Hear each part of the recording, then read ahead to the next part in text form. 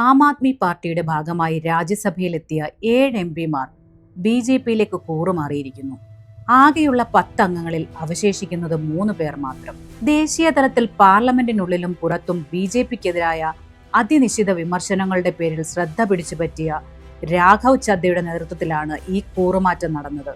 Cricket താരം ഹർഭജൻ സിംഗ്, സ്വാതി മാലിവാൾ, സന്ദീപ് പടക്, അശോക് കുമാർ മിത്തൽ, വിക്രംജിത്ത് സിംഗ് സാനി, രാജേന്ദ്ര ഗുപ്ത എന്നിവരാണ് കൂറുമാറിയ മറ്റുള്ളവർ. ഇതിൽ 6 പേരും പഞ്ചാബിൽ നിന്നുള്ള രാജ്യസഭാംഗങ്ങളാണ്. രാജ്യസഭയിൽ കേവല ഭൂരിപക്ഷമില്ലാത്ത ബി.ജെ.പി ഭൂരിപക്ഷം ഉറപ്പിക്കാനുള്ള നീക്കങ്ങൾ കുറച്ചു കാലമായി നടത്തിവരികയാണ്. അതിന്റെ ഭാഗമായാണ് ഈ നീക്കങ്ങളെ വിലയിരുത്തുന്നത്. ഇതോടെ ബി.ജെ.പിയുടെ അംഗസംഖ്യ രാജ്യസഭയിൽ 100-ൽ നിന്നും 113 വർദ്ധിക്കും. ഇനി ഭൂരിപക്ഷത്തിന് 10 അംഗങ്ങളുടെ പിന്തുണ കൂടി വേണം. അതുറപ്പാക്കാൻ എന്ത് കുതിരക്കച്ചവടമാണ് ബി.ജെ.പി ലക്ഷ്യം വെക്കുന്നത് എന്ന സംശയമാണ് ഇപ്പോൾ ഉയരുന്നത്. ഈ നീക്കത്തിന്റെ ചുവട് പിടിച്ച് പഞ്ചാബിലെ ആം ആദ്മി സർക്കാരിനെ അട്ടിമറിക്കാനുള്ള പദ്ധതി അണിയറയിൽ തയ്യാറാക്കുന്നതായുള്ള വാർത്തകളും പുറത്തു വന്നു കഴിഞ്ഞു. എം.എൽ.എമാർക്ക് പണവും പദവികളും വാഗ്ദാനം ചെയ്ത് അവരെ കൂറുമാറ്റിക്കാനുള്ള നീക്കമാണ് നടക്കുന്നത് എന്ന വാർത്തകൾ മാധ്യമങ്ങൾ റിപ്പോർട്ട് ചെയ്യുന്നു. കൂറുമാറിയ രാജ്യസഭാ അംഗങ്ങളെയാണ് അതിനായി ഉപയോഗിക്കുന്നതത്രേ. ജനാധിപത്യത്തിന് അപമാനമായ ഇത്തരം നീക്കങ്ങൾ ബി.ജെ.പിയെ സംബന്ധിച്ച് വലിയ രാഷ്ട്രീയ നേട്ടങ്ങളായാണ് അവർ അവതരിപ്പിക്കുന്നത്.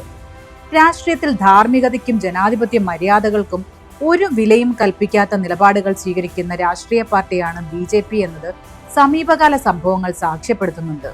കേന്ദ്ര അന്വേഷണ ഏജൻസികളെ ഉപയോഗപ്പെടുത്തി രാഷ്ട്രീയ എതിരാളികളെ സമ്മർദ്ദത്തിലാക്കി തങ്ങളുടെ പാളയത്തിലേക്ക് എത്തിക്കുന്ന ബി.ജെ.പിയുടെ രീതി പരക്കെ വിമർശിക്കപ്പെടുന്നതാണ്. ഇപ്പോൾ ബി.ജെ.പി പാളയത്തിലേക്ക് ചേക്കേറിയ ഒരു എം.പിയുടെ സ്ഥാപനങ്ങളിൽ ദിവസങ്ങൾക്ക് മുമ്പേ ഇ.ഡി റെയ്ഡ് നടത്തിയിരുന്നു എന്ന വാർത്തയും പുറത്തു വന്നിട്ടുണ്ട്. ഈ വിധത്തിൽ കേരളത്തിൽ തന്നെ ഒരു കക്ഷിയെ എൻ.ഡി.എ പാളയത്തിൽ എത്തിച്ചത് നമ്മുടെ മുന്നിലുള്ള അനുഭവമാണ്. ഗൗരവ സ്വഭാവമുള്ള കേസുകളിൽ പെടുന്നവർ ബി.ജെ.പിയുടെ ഭാഗമായാൽ ആ കേസുകൾ ആവിയായി പോകുന്ന പതിവുമുണ്ട്.